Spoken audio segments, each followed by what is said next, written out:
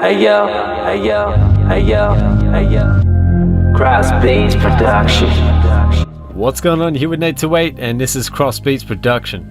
So, I want to show you guys this new Newfangled audio EQuivocate, and just go through a few of the features on it. It doesn't really have too many features, but for what it offers as far as a free plugin, it would probably be even worth being a paid plugin like it will be after October.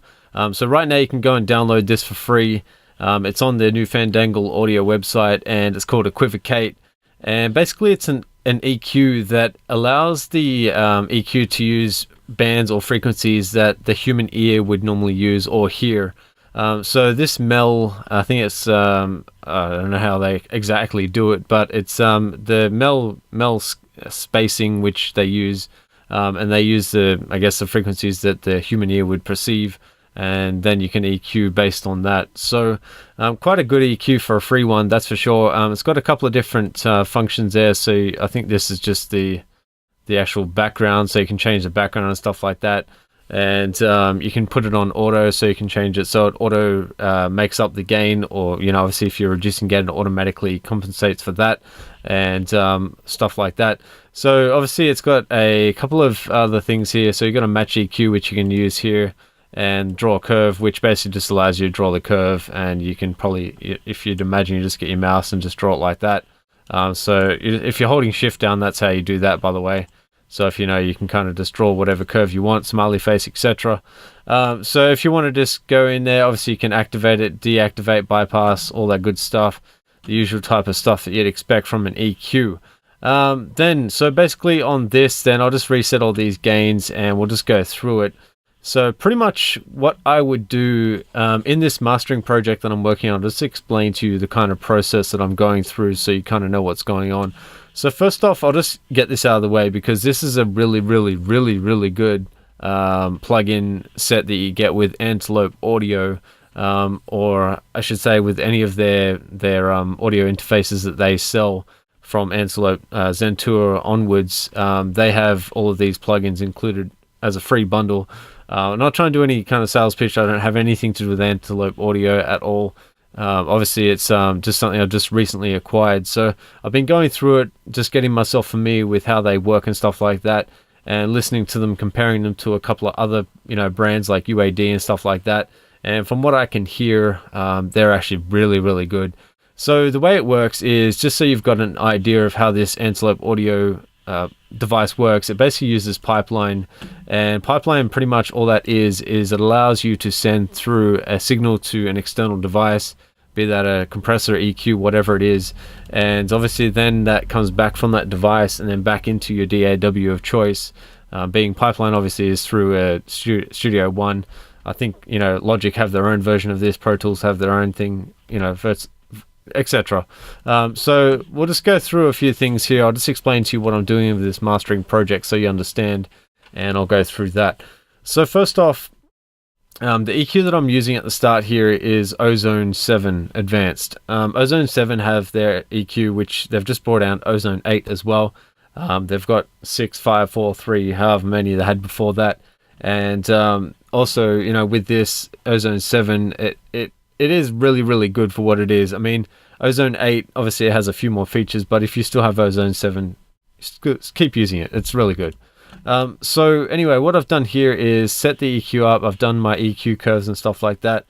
Usually what I always do in mastering is set my levels to a pink noise, and all you have to do to set that up is hit pink noise. You go to capture.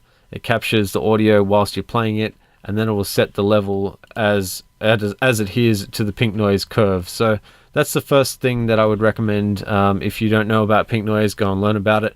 I've got a video on my channel about pink noise as well. I've got a couple of different videos that talk about it.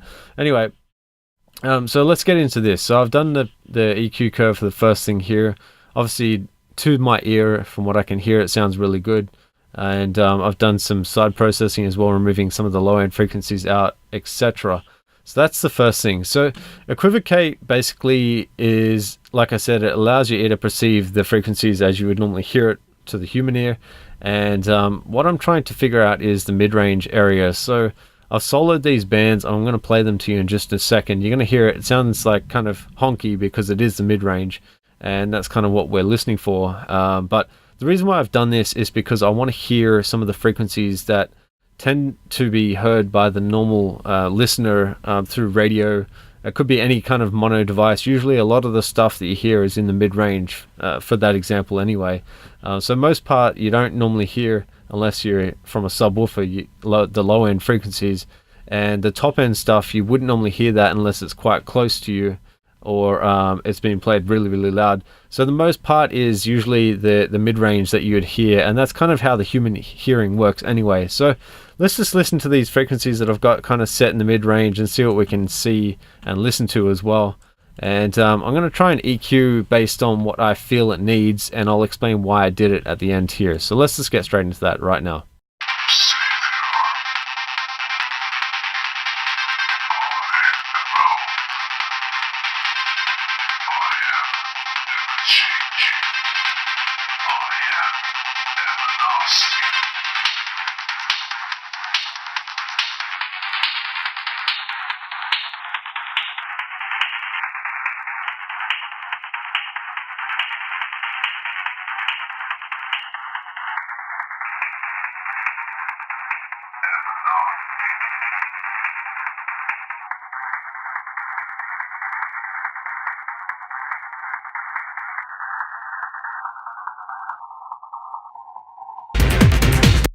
Alright, cool.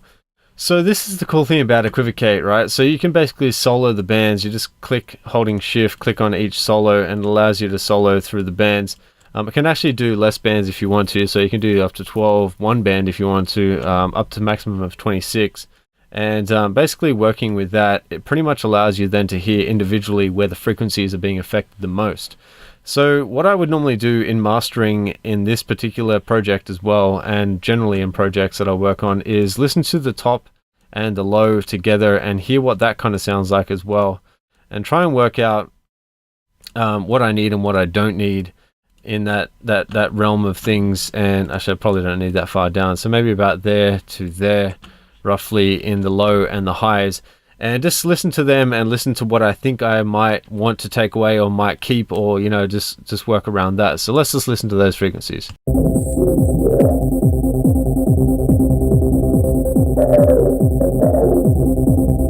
Okay, so the first thing I pick up there's some sort of distortion going on. I don't know where it is, but I'm going to try and figure it out. And in that process, I'll just listen to it and individually solo the band. So I'll take them away and then increase them and hear where the distortion is.